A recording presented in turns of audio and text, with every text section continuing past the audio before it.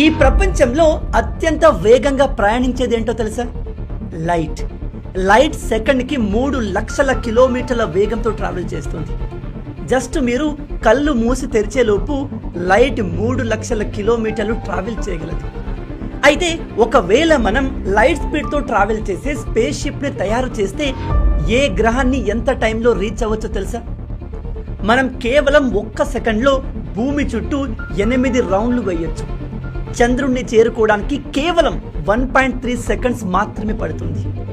5.5 కోట్ల కిలోమీటర్ల దూరంలో ఉన్న మార్స్ని చేరుకోవడానికి కేవలం 3 నిమిషాలు మాత్రమే పడుతుంది. సూర్యుని చేరుకోవడానికి 8 నిమిషాలు పడుతుంది.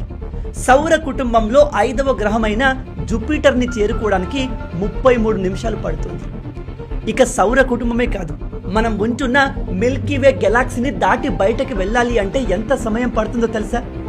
2 లక్షల సంవత్సరాలు. మనం లైట్ స్పీడ్తో ట్రావెల్ చేసినప్పటికీ మన గెలాక్సీని దాటాలి అంటే 2 లక్షల సంవత్సరాలు పడుతుంది. ఇక్కడితోనే అయిపోలేదు. మన గెలాక్సీని దాటి మనకు దగ్గరలో ఉన్న ఇంకో గెలాక్సీ ఆండ్రోమేడాకు చేరాలి అంటే దాదాపు 25 లక్షల సంవత్సరాలు పడుతుంది. అదే ఈ విశ్వం మొత్తం అంచుకు చేరాలి అంటే ఎంత టైం పడుతుందో తెలుసా? షాకింగ్ విషయం ఏమిటంటే మనం ఈ విశ్వం అంచుని ఎన్నటికీ చేరలేము.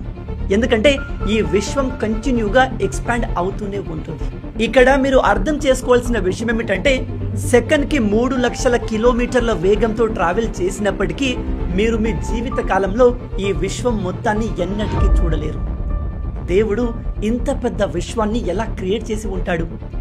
ఈ పూర్తి విశ్వాన్ని నిజంగా దేవుడే క్రియేట్ చేశాడా, లేదా మన ఊహకు అందని వేరే ఏదైనా సూపర్ పవర్ ఉందా?